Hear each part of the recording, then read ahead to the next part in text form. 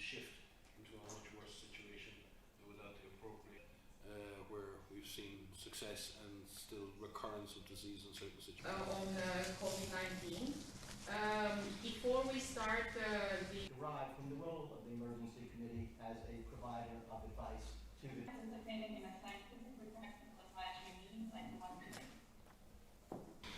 It's sobering to think that 6 months ago, when you recommended that I declare a public health emergency of international concern, there were less than 100 cases, and to be exact, 98 cases, and no deaths outside China. The pandemic is a once-in-a-century health crisis, the effects of which will be felt for decades to come.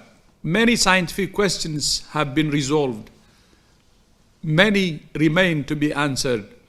Early results from serology studies are painting a consistent picture. Most of the world's people remain susceptible to this virus, even in areas that have experienced severe outbreaks.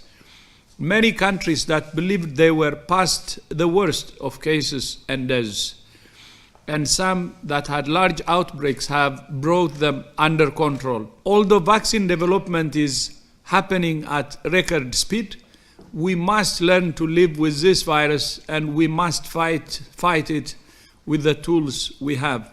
from WHO's Compliance, Risk Management and Ethics Office. Thank you.